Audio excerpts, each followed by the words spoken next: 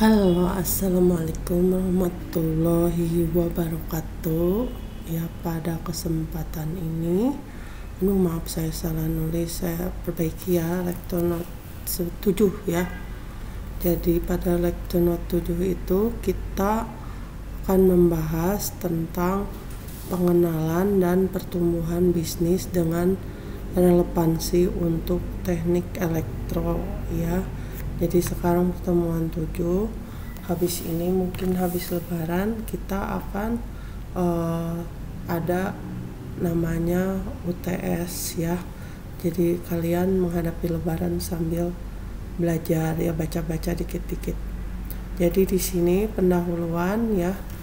Bisnis adalah aktivitas yang dilakukan oleh individu atau organisasi untuk memproduksi ya, kemudian didistribusikan atau menjual barang dan jasa dengan tujuan memperoleh keuntungan ya. Jadi kalau kita bisnis pasti kita pengen keuntungan ya, kalau nggak ada keuntungan ya gimana mau berjalan ya. Jadi kita nanti harus ada seperti minggu kemarin kan, ada biaya apa ya, ada yang berubah-ubah, ada yang tetap gitu ya. Jadi untuk itu ya, nanti selisihnya bisa kita simpan gitu ya untuk pengembangan usaha. Dalam dunia modern, bisnis tidak hanya berkaitan dengan transaksi ekonomi, tetapi juga melibatkan aspek sosial, lingkungan, teknologi, dan budaya ya. Jadi luas gitu ya. Bagi mahasiswa atau profesional di bidang teknik elektro, pemahaman tentang konsep dasar bisnis sangat penting ya, karena teknik elektro itu seringkali menjadi tulang punggung inovasi dalam berbagai industri ya. Jadi bisa dibilang semuanya berhubungan dengan teknik elektro ya, seperti energi ya, ada energi fosil, ada terbarukan, terus ada telekomunikasi ya, setiap orang pada punya handphone ya, terus pada punya laptop ya, terus otomotif juga ya, mobil-mobil sekarang udah mobil listrik, terus ada otomasinya juga, ada sensornya ya, kalau mobil-mobil Tesla, BYD apa gitu ya, mobil listrik, dan juga elektronik. Nah sekarang elektronik kan udah ada otomasinya juga gitu ya. Jadi seperti kalau kalian lihat ada yang buat itu buat nyapu tapi bisa jalan sendiri ya, terus ada mixer atau ada Magicom ya, dia kalau misalnya udah mateng dia mati sendiri gitu ya, atau misalnya dia stabil suhunya gitu ya. Jadi banyak sekali elektro itu ya. Di sini Drucker tahun 1954 menyampaikan bahwa tujuan bisnis utamanya adalah untuk menciptakan pelanggan ya. Jadi ini menunjukkan bahwa bisnis itu harus fokus pada pemenuhan kebutuhan pelanggan melalui produk atau jasa yang inovatif ya. Jadi harus ada inovasinya terus supaya pelanggan nggak bosan dan nyari yang lain gitu ya. Selain itu, Porter tahun 1985 menekankan pentingnya strategi kompetitif dalam memenangkan pasar ya. Di sini ada definisi bisnis menurut Kotler dan Keller 2016. Bisnis didefinisikan sebagai segala aktivitas yang bertujuan untuk menciptakan, menawarkan, dan memberi nilai kepada pelanggan ya, melalui produk, bisa berupa barang atau jasa. Kalau jasa memakai skill kita gitu ya. Kalau jasa itu misalnya kursus komputer atau kursus apa ya, terus atau misalnya instalasi listrik atau jasa otomasi ya, instalasi otomasi, dan banyak lagi ya. Nilai ini kemudian dihargai dalam bentuk uang yang menjadi sumber pendapatan bagi perusahaan ya. Nah di sini elemen utama dalam bisnis ada produk atau jasa. Produk atau jasa adalah inti dari bisnis Ini adalah sesuatu yang ditawarkan kepada pelanggan untuk memenuhi kebutuhan mereka. Contohnya misalnya dalam teknik elektro, perangkat elektronik misalnya smartphone atau laptop ya. Sistem kelistrikan misalnya instalasi panel surya, generator, atau layanan teknis misalnya instalasi listrik, pemeliharaan perangkat gitu ya. Terus kemudian pasar. Pasar adalah sekelompok orang atau organisasi yang memiliki kebutuhan tertentu dan bersedia membayar untuk memenuhi kebutuhan tersebut. Menurut Levitt 1960, pelanggan tidak membeli produk tetapi mereka membeli solusi atas masalah mereka ya. Jadi biasanya mereka tertarik sama produk yang baru atau produknya misalnya ada garansi atau kelebihannya apa gitu ya. Jadi biasanya yang dicari itu nilai tambahnya gitu ya. Jadi bukan produk-produk yang lama tapi yang lebih bagus gitu ya. Nah, di sini terus ada strategi. Strategi adalah rencana tindakan yang dirancang untuk mencapai tujuan bisnis. Menurut Mintzberg 1994, strategi dapat dibagi menjadi 5 jenis, yaitu strategi plan, rencana, strategi ploy, taktik, strategi pattern atau pola, strategi position atau posisi, dan strategi perspektif atau persepsi ya. Terus ada lagi operasional. Operasional mencakup semua proses yang terlibat dalam produksi dan distribusi produk atau jasa. Menurut Slack et al. 2016, manajemen operasi adalah kunci untuk meningkatkan efisiensi dan produktivitas. Kemudian ada lagi keuangan. Keuangan melibatkan pengelolaan modal, pendapatan, dan pengeluaran. Tujuannya adalah untuk memastikan bahwa bisnis tetap menguntungkan dan berkelanjutan. Menurut Brealey et al. 2020, manajemen keuangan yang baik adalah fondasi pertumbuhan bisnis ya. Jadi kalau keuangannya enggak baik, usahanya juga bisa jadi enggak berjalan lancar ya, karena keambil terus tapi enggak kecatat gitu ya. Terus ada lagi faktor-faktor yang mempengaruhi pertumbuhan bisnis. Jadi di sini ada faktor internal ya. Faktor internal itu dari dalam kita sendiri. Misalnya satu, manajemen yang efektif. Manajemen yang baik adalah fondasi pertumbuhan bisnis. Kepemimpinan yang visioner ya. Jadi visioner itu seperti dia melihat ke depan gitu ya. Jadi di depan nanti bakal seperti apa dia udah siap gitu ya. Dan strategi manajemen yang efektif dapat membantu perusahaan mengatasi tantangan dan memanfaatkan peluang. Menurut Robbins dan Coulter 2018, manajemen yang buruk seringkali menyebabkan stagnansi atau bahkan kegagalan bisnis. Terus ada relevansi teknik elektro. Seorang insinyur elektro yang memimpin tim proyek harus memiliki keterampilan manajemen untuk mengkoordinasikan tim lintas disiplin ya, seperti teknisi, insinyur mekanik, dan ahli perangkat lunak ya. Jadi mungkin kita nggak bisa kalau misal satu bidang aja, jadi kita harus punya berbeda-beda bidang untuk saling membantu gitu ya. Terus ada lagi inovasi produk. Inovasi adalah salah satu pendorong utama pertumbuhan bisnis. Perusahaan yang mampu mengembangkan produk baru atau meningkatkan produk yang ada cenderung lebih kompetitif di pasar. Tid and Besson 2018. Menurut Schumpeter 1934 ya, inovasi adalah proses kreatif destruksi yang menggantikan teknologi lama dengan teknologi yang baru ya. Jadi inovasi itu jadi ada kreativitas kita, misalnya penemuan-penemuan yang menjadikan produk lebih baik lagi gitu ya. Jadi selalu ada inovasi ya.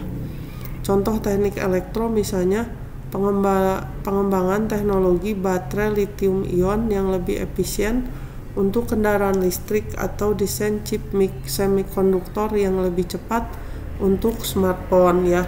Makanya selalu ada produk baru ya, seperti mobil listrik ya. Dulu kan Tesla, cuma Tesla ya. Sekarang ada BYD, ada Xiaomi, ada bahkan merek-merek yang biasa juga sekarang jadi mobil listrik juga ya.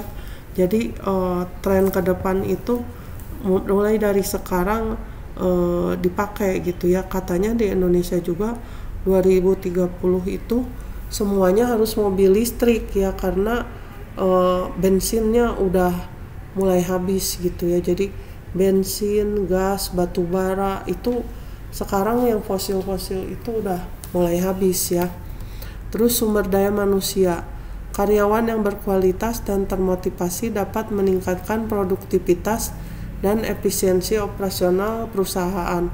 Menurut Armstrong 2017, manajemen sumber daya manusia yang baik adalah kunci untuk mempertahankan talenta terbaik ya. Di sini ada sumber daya manusia, jadi ini sangat penting ya, makanya suka ada training, ada sertifikasi gitu ya, supaya meningkat terus ya, jangan stagnan gitu ya. Terus relevansi teknik elektro, insinyur elektro yang terlatih dalam teknologi terbaru seperti IoT atau Internet of Things atau Artificial Intelligence atau AI dapat memberikan kontribusi besar pada inovasi produk ya. Jadi sekarang semua bidang kayaknya udah ada AI-nya gitu ya. Semuanya bisa terukur, ada datanya, terus ada IoT-nya gitu ya. Karena sekarang zaman udah berubah ya. Jadi kalau kalian bisa AI itu ya, insya Allah akan berguna ya. Terus faktor eksternal, ada kondisi ekonomi, pertumbuhan ekonomi, inflasi, dan suku bunga mempengaruhi daya beli konsumen dan investasi bisnis ya. Menurut Samuelson dan Nordhaus 2010, kondisi ekonomi makro sangat mempengaruhi kebutuhan bisnis ya.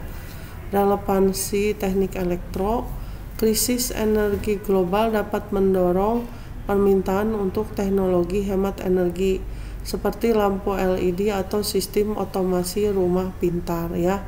Karena krisis energi global ya, pelan-pelan fosil itu akan habis, jadi orang sekarang mencari yang lebih hemat energi ya. Kalau lampu LED itu kan lebih irit ya. Terus kalau rumah pintar itu kan misalnya orangnya pada pergi, dia bakal mati karena dia kan ada sensor yang dia bisa mendeteksi keberadaan orang atau enggak gitu ya. Jadi semuanya itu jadi menyesuaikan gitu ya. Produk-produk juga harusnya risetnya menyesuaikan. Terus teknologi, kemajuan teknologi seperti digitalisasi dan otomasi telah mengubah cara bisnis beroperasi dan bersaing ya. Porter 2001. Menurut Brynjolfsson dan McAfee 2014, revolusi digital telah menciptakan peluang baru bagi bisnis untuk tumbuh ya. Contoh di bidang teknik elektro, penerapan teknologi IoT dalam smart grid untuk meningkatkan efisiensi distribusi listrik atau penggunaan AI dalam pengembangan robotika industri ya. Jadi sekarang semuanya itu IoT dan AI sudah ke mana-mana gitu ya. Jadi kita bisa memanfaatkan mereka gitu ya. Jadi dalam smart grid misalnya bisa monitoring ya, daya yang kepake berapa, tegangannya berapa ya. Jadi kita bisa melihat walaupun kita nggak ada di situ gitu ya. Kita bisa memantau gitu ya. Terus kalau AI gitu ya, robot itu jadi dia udah diprogram gitu ya. Jadi dalam kondisi tertentu dia diprogram harus melakukan apa-apa gitu ya. Jadi manusia campur tangannya sekarang bisa serendah mungkin gitu ya. Terus ada regulasi pemerintah, misalnya kebijakan pajak, izin usaha, dan regulasi industri dapat mempengaruhi operasional bisnis. Menurut Stiglitz 2002, regulasi pemerintah seringkali bertujuan untuk melindungi konsumen dan lingkungan. Relevansi teknik elektro.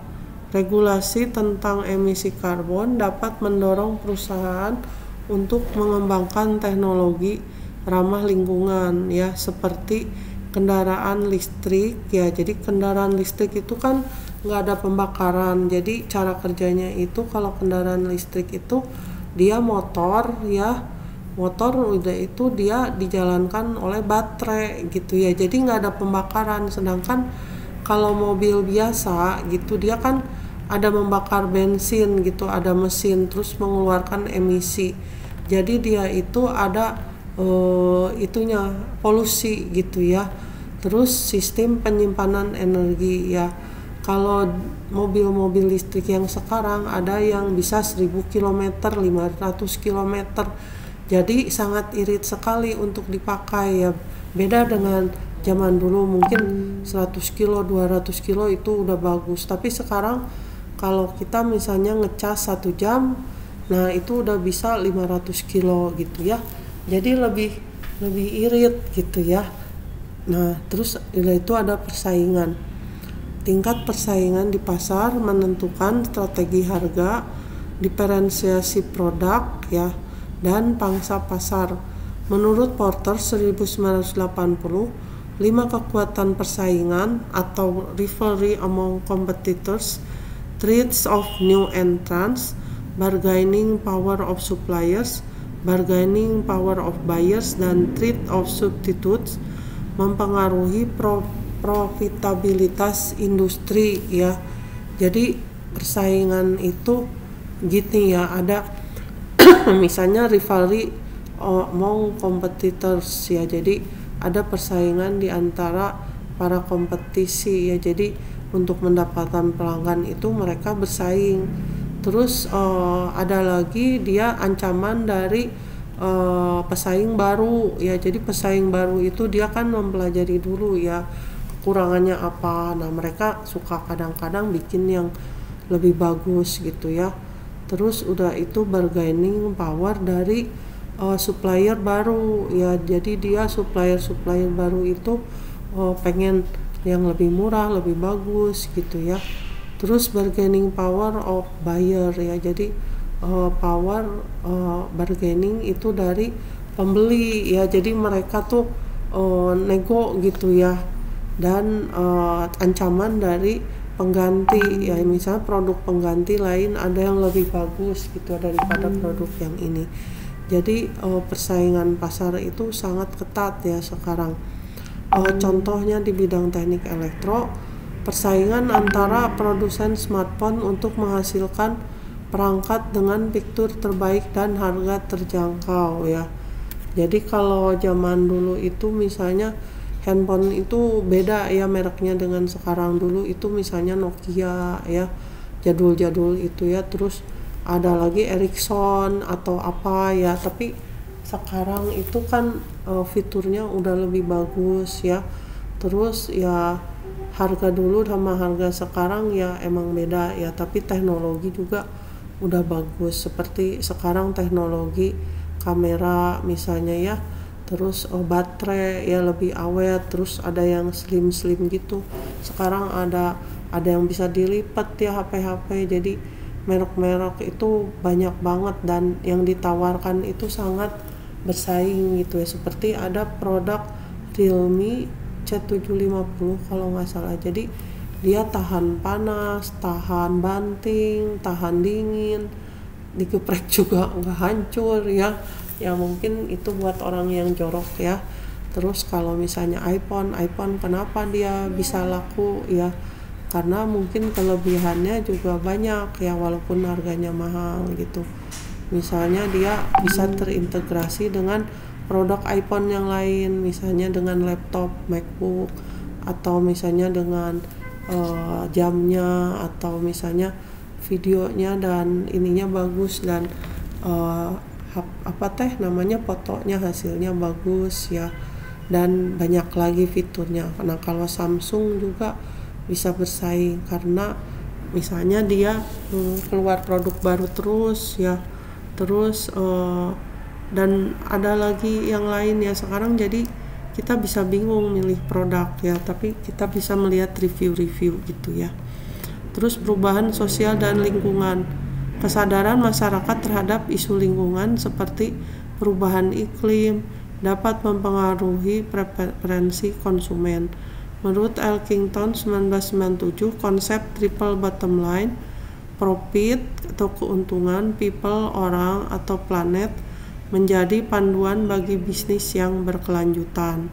Misalnya relevansi teknik elektro, permintaan untuk teknologi hijau seperti panel surya atau sistem daur ulang energi semakin meningkat ya, karena energi fosil kan akan habis, terus polusi banyak, kemudian manusia ini di dunia ini bertambah gitu ya.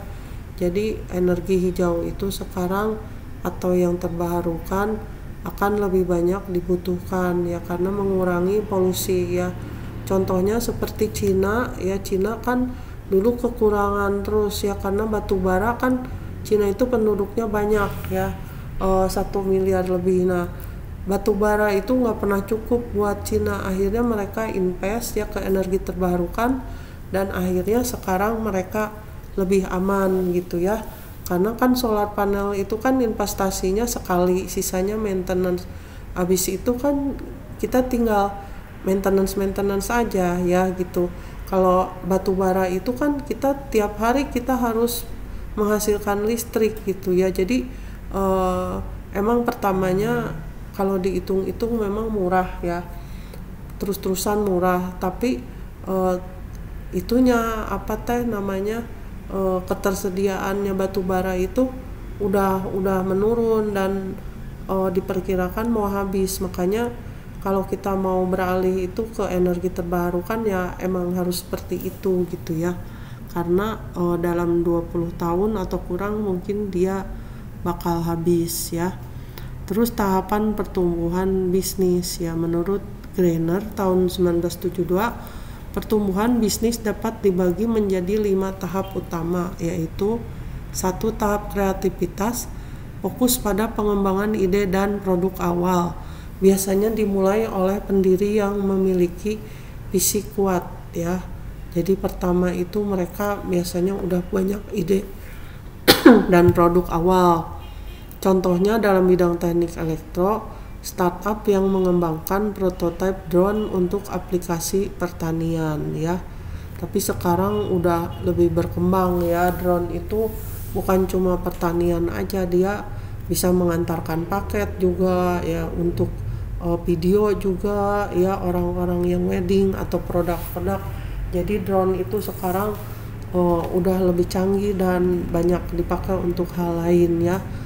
Kapasitasnya juga udah lebih tinggi. Terus tahap direktif bisnis mulai membutuhkan struktur organisasi yang lebih formal untuk mengelola operasional. Contoh teknik elektro, perusahaan yang membangun tim manajemen untuk mengelola proyek instalasi jaringan listrik skala besar ya. Jadi kalau misalnya dulu dia mengerjakan sendiri, terus kalau perusahaannya mulai berkembang dia harus punya pegawai ya. Lama-lama proyek makin besar, dia harus punya manajemen gitu ya. Jadi dia cuma ngasih tahu, ngontrol. Tapi yang di bawah-bawahnya juniornya itu yang udah bisa kerja sendiri ya. Jadi kalau mau berkembang harus bisa seperti itu ya. Nah, terus udah itu di sini tahap delegasi, tugas-tugas mulai distribusikan kepada tim manajemen yang lebih besar. Contoh teknik elektro, insinyur senior yang mengarahkan tim junior dalam proyek pengembangan perangkat keras ya. Jadi dalam tahap delegasi itu udah mulai besar ya, berkembang. Terus kemudian tahap koordinasi, proses standarisasi dan koordinasi antara departemen menjadi prioritas. Contoh integrasi antara tim desain sirkuit dan tim pengajuan kualitas untuk memastikan produk memenuhi standar. Terus tahap kolaborasi, fokus pada inovasi dan kolaborasi lintas fungsi untuk mempertahankan pertumbuhan. Contoh dalam teknik elektro, kolaborasi antara insinyur elektro, insinyur perangkat lunak, dan desainer produk untuk mengembangkan perangkat IoT ya. Jadi sekarang itu banyak kolaborasi ya. Kalau dulu kan produk itu sendiri-sendiri. Nah kalau sekarang kan produk itu jadi lebih bergabung gitu ya fungsinya, nggak masing-masing. Iya mangga. Aku capek harus ke bawah. Iya. Ayo lagi di lab seharian. Mangga ibu. Capek ya. Capek. Ada air nggak di sini? Tadi di lantai 3 nggak ada. Ada. Bu. Ada. Iya jadi sekarang itu lebih berkolaborasi ya antara berbagai bidang. Terus strategi untuk meningkatkan pertumbuhan bisnis, yaitu satu, ekspansi pasar, memasuki pasar baru atau menargetkan segmen pelanggan yang berbeda. Contoh teknik elektro, perusahaan teknologi yang awalnya fokus pada pasar domestik mulai mengekspor produknya ke negara lain ya. Jadi di sini mungkin lebih dibutuhkan di luar negeri ya, atau dapat pasar lain yang lebih besar dan harga lebih bagus, makanya ke luar negeri jadi lebih bagus. Terus diversifikasi produk, menambahkan produk atau layanan baru untuk memenuhi kebutuhan pelanggan yang lebih luas. Ya misalnya di sini produsen perangkat elektronik yang mulai memproduksi perangkat hemat energi selain produk tradisionalnya ya. Di sini misalnya kalau yang kita lihat misalnya sekarang handphone ada yang baterainya tahan berapa jam ya. Terus misalnya memorinya lebih besar ya. Terus udah itu gambarnya lebih bagus. Jadi kayak handphone tuh ada kelas-kelasnya. Kalau yang murah mungkin dia minimal semua, tapi kalau yang lebih mahal fiturnya lebih bagus, baterainya tahan lama, bentuknya bagus apa ya. Jadi ada perbedaan produk-produk, kalian bisa lihat misalnya produk Samsung ya banyak gitu, beda-beda ya. Ada yang murah, ada yang mahal. Nah yang mahal itu pasti ada nilai lebihnya, jadi ada pangsa pasarnya sendiri. Jadi ada orang yang mau mengeluarkan uang lebih untuk membeli produk asal sesuai dengan keinginan dia gitu ya. Terus optimalisasi teknologi, menggunakan teknologi untuk meningkatkan efisiensi dan menciptakan pengalaman pelanggan yang lebih baik. Contohnya implementasi sistem otomasi untuk meningkatkan efisiensi produksi di pabrik ya. Jadi di sini sistem otomasi itu untuk efisiensi di pabrik. Jadi kalau dulu kan orang-orang tuh di pabrik tuh banyak ya, ada yang membersihkan botol, ada yang pengepakan, ada yang masukin air misalnya, ada yang nempelin label ya. Jadi jalan-jalan gitu ya di setiap itu orang gitu. Tapi kalau sekarang mesin-mesin itu udah bisa menggantikan manusia. Jadi kalau kalian kunjungan ke pabrik ya, bukan orang yang banyak tapi mesin ya, mesinnya jalan sendiri ya, tapi tahu-tahu udah jadi produknya. Nah itu kalau gitu manusia jadi banyak tergantikan oleh mesin ya, tapi lebih efisien karena manusia, kalau manusia itu waktu kerjanya terbatas, tenaga terbatas ya. Tapi mungkin belum semua bidang gitu ya, ada juga yang masih banyak membutuhkan manusia karena lebih teliti gitu ya, bisa berubah-berubah kan. Nah terus udah itu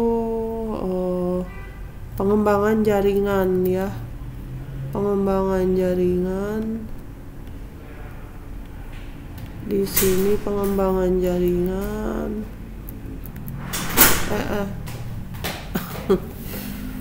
membangun kemitraan strategis dengan perusahaan lain untuk memperluas jangkauan. Contohnya kerjasama antara perusahaan teknologi dan perusahaan utilitas untuk mengembangkan smart grid ya. Jadi dia kayak kerjasama gitu ya untuk mengembangkan smart grid. Jadi kita bisa kerjasama dengan banyak perusahaan gitu ya untuk mengembangkan produk kita ya. Terus fokus pada keberlanjutan, menjalankan praktek bisnis yang ramah lingkungan dan tanggung jawab secara sosial. Contohnya teknik elektro, mengembangkan teknologi panel surya atau sistem penyimpanan energi untuk mendukung transisi ke energi terbarukan ya. Jadi sekarang kan keberlanjutan ya, jadi kita ke depannya akan ke renewable energy gitu ya.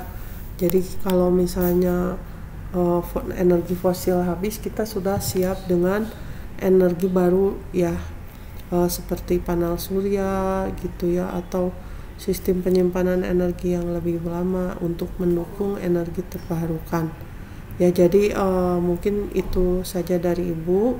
Terima kasih semuanya, mohon maaf lahir batin, selamat lebaran ya, sehat-sehat selalu buat semuanya. Assalamualaikum warahmatullahi wabarakatuh.